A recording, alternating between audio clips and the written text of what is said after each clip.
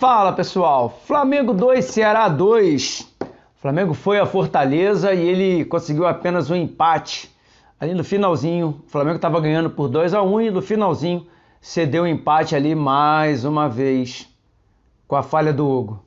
Fica aí, vamos ver como é que foi esse jogo. Calma, corneta. Antes da gente falar do jogo em si, a gente precisa entender alguns contextos, porque se ficar analisando só o resultado e não analisar o desempenho, ou até mesmo não analisar as coisas que acontecem antes de uma partida, você não sabe o que pode ter influenciado o comportamento daquele jogo em questão.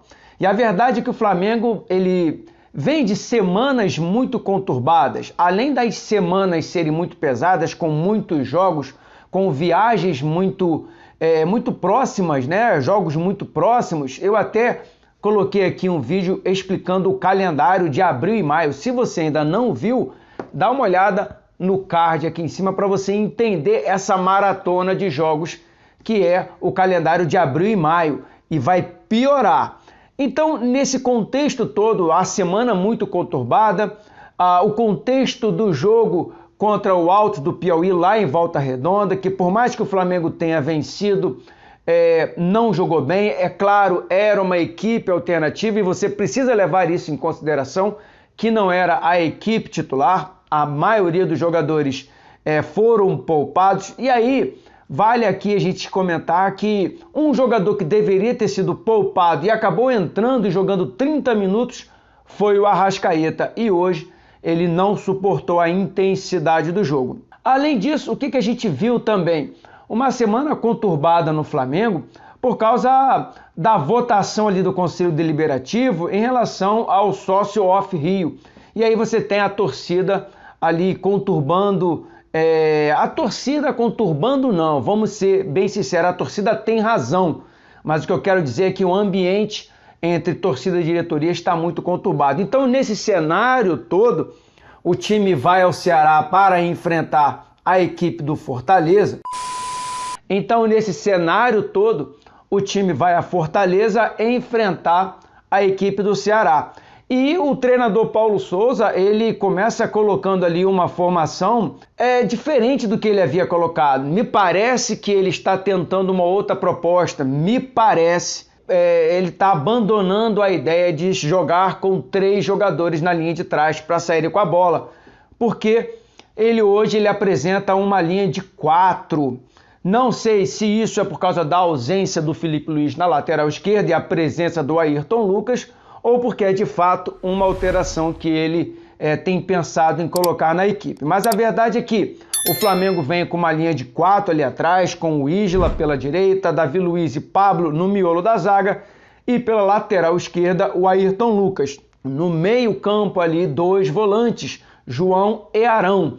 E agora mais 2 meias mais avançados, mais pela direita o Everton Ribeiro, mais pela esquerda o Arrascaeta, Bruno Henrique e Gabigol lá na frente. Lembrando que esses 4 jogadores da linha de frente, eles se movimentam o tempo todo.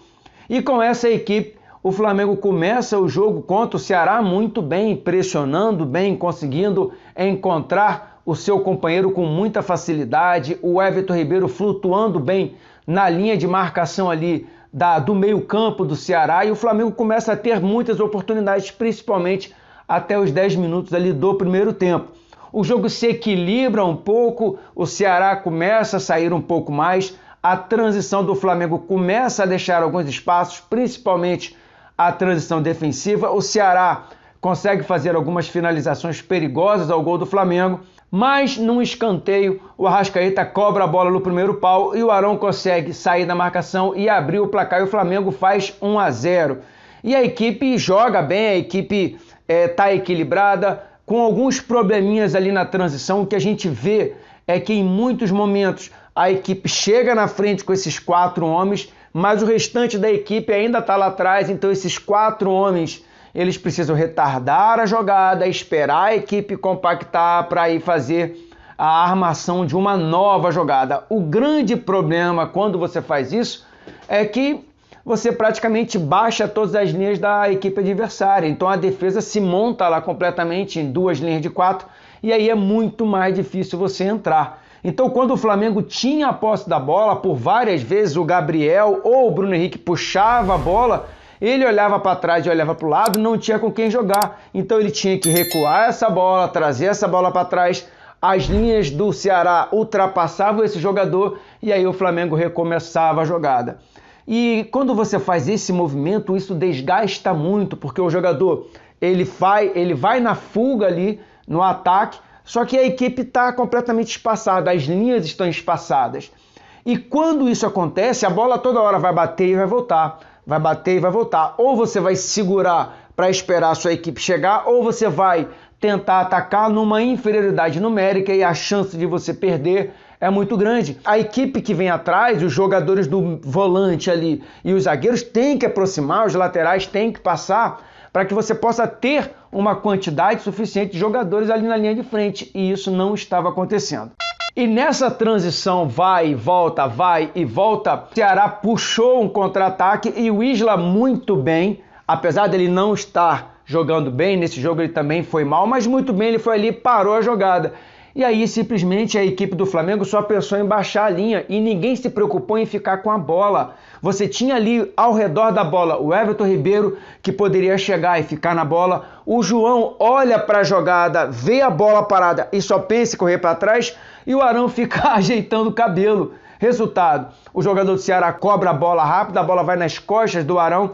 E aí, meu amigo, você vai ter a linha de defesa toda do Flamengo correndo para trás. Pablo, Arão, Davi Luiz, Isla, e ninguém consegue chegar no jogador e ele faz ali o gol do empate. A partir do gol do empate, nada muito para lá, nem muito para cá. E o Flamengo acha o segundo gol, porque sim, o Arrascaeta, por mais que ele tenha cobrado as duas bolas, né, as assistências do gol do Arão, ele não estava jogando tão bem. A mesma coisa o Everton Ribeiro e o Gabi, né? Muito passe para o lado, muito pouca criatividade.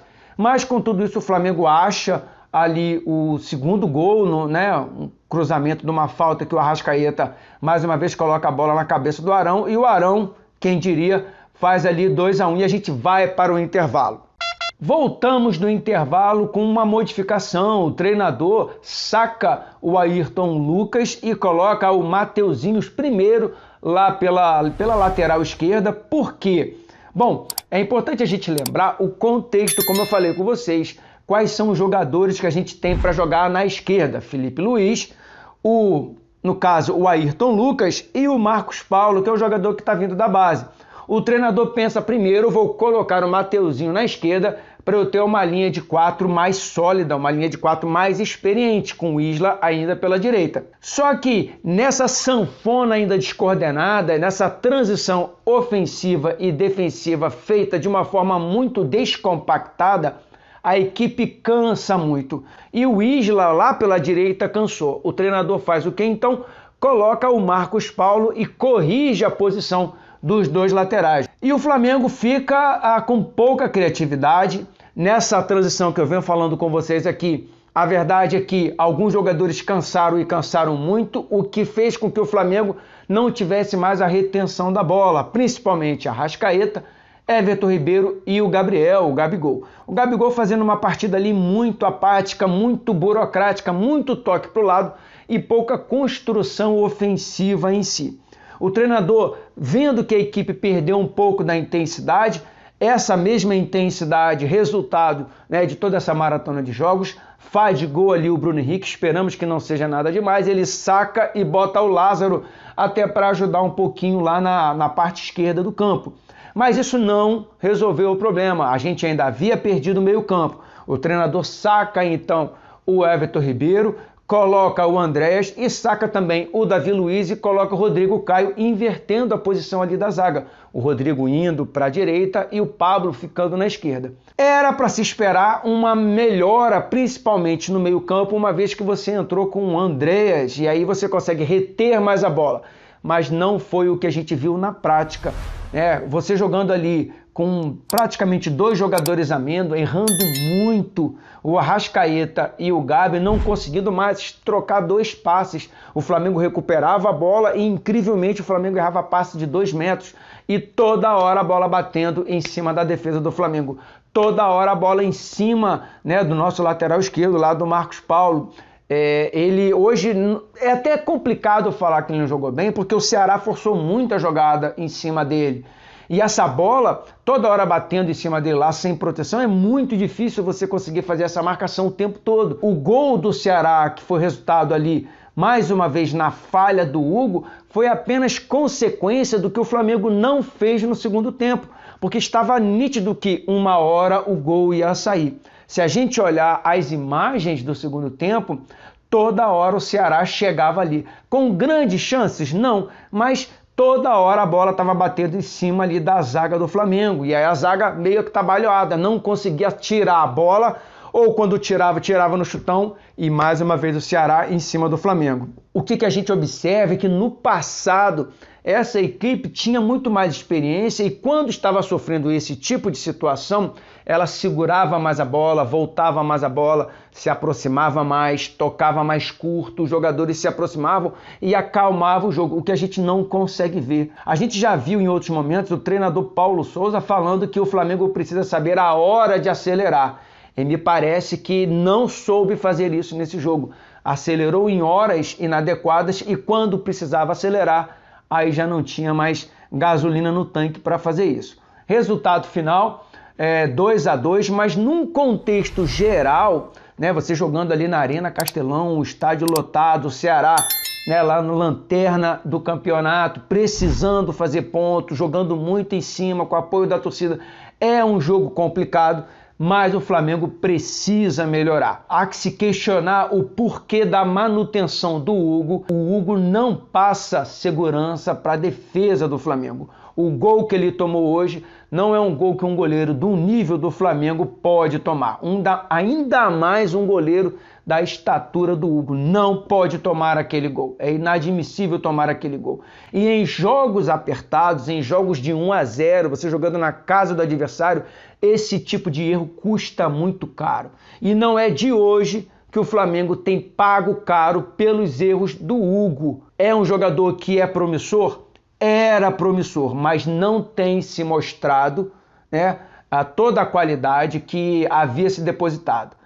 Pode ser que jogue muito bem no treino? Pode ser, mas durante os jogos não tem sido assim. Se envolveu aí em alguns problemas com os torcedores, me parece que está com a cabeça na lua. Bom, não sei, isso é só uma cogitação aqui do que pode estar acontecendo. Tem que se questionar a essa altura do campeonato o treinador Paulo Souza? Sim, algumas coisas é preciso questionar. Mais uma vez a equipe não consegue ter um rendimento bom durante todo o jogo. A intensidade, ela oscila muito durante todo o jogo. Isso é resultado do que ele fala ali, dos processos que ainda não estão muito bem adquiridos, né, muito bem entendidos, ou da maratona dos jogos. É de se questionar também a quantidade de erros individuais constantes no Flamengo. Toda hora nós temos um jogador cometendo um erro individual. E com a qualidade dos jogadores do Flamengo, isso não pode acontecer, beleza? Então, agora é voltar a descansar, catar ali os cacos, entender o que está acontecendo, ver se a gente consegue um pouquinho de tempo para descansar, treinar algumas coisas, porque o calendário não nos permite, e enfrentar o Universidade Católica terça-feira, viu, né?